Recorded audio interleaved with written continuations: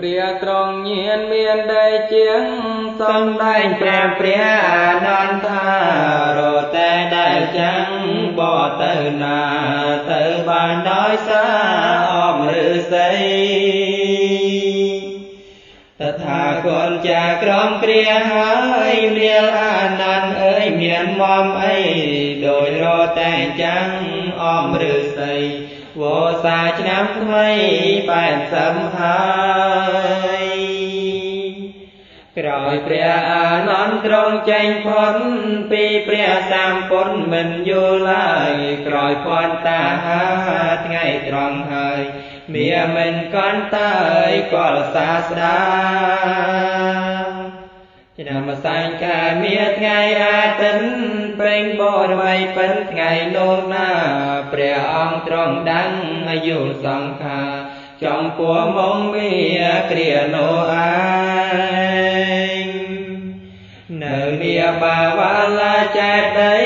វាយវេសាល័យក្រៅកំផែងក៏ក្រៅធរណីក្រុមកន្លែង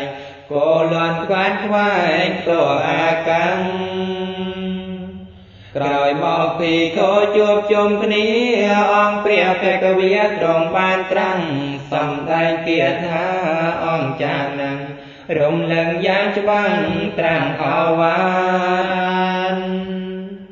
ទ្រង់បានត្រាថាសង្ខារទាំងឡាយតែងតែអន្តរាយវិញ្ញាណខូចខាតចូលអ្នកទាំងឡាយកុំបីប្រមាណប្រឹងប្រែងសង្វារដោយសម្រេចការភាយដែលស្ងួនឆ្នាំងដំដន់ដោយដីដោយក្តីខំក្តីឆៅឆ្អិនយ៉ាងណា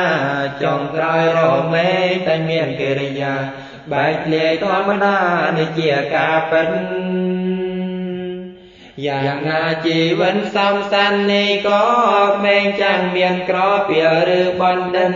ចុងក្រោយរមែងតែស្លាប់ពិនបានបងជីវិតក៏យ៉ាងនោះដែរជីវិតថាគុណមានប្រមាណតិចក៏រំពៀពេញអិនកេញកែប្រែ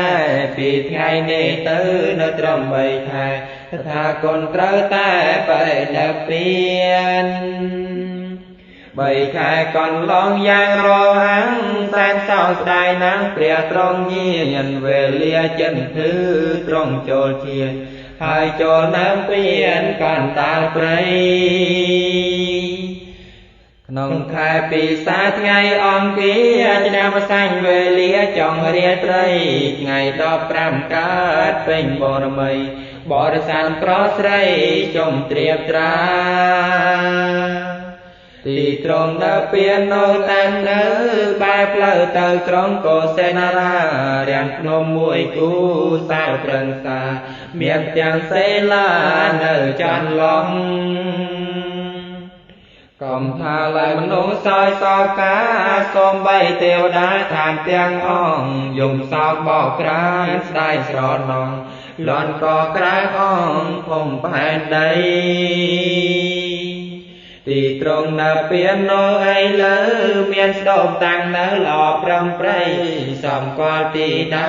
ព្រះចិនស្រីនៅពៀនលើដីកុសេនារាក្នុងស្ដុំមានព្រះបដិមាថ្មក៏សាងយ៉ាងល្អគួរជ្រះថ្លាតំណាងព្រះសម្មាព្រះសាស្តាស្ដុកស្ដឹងកាយាសែនាសូអ្នកទៅដល់ពិនចិនតានចំឃើញដោយព្រះសម្មានៅជ្រ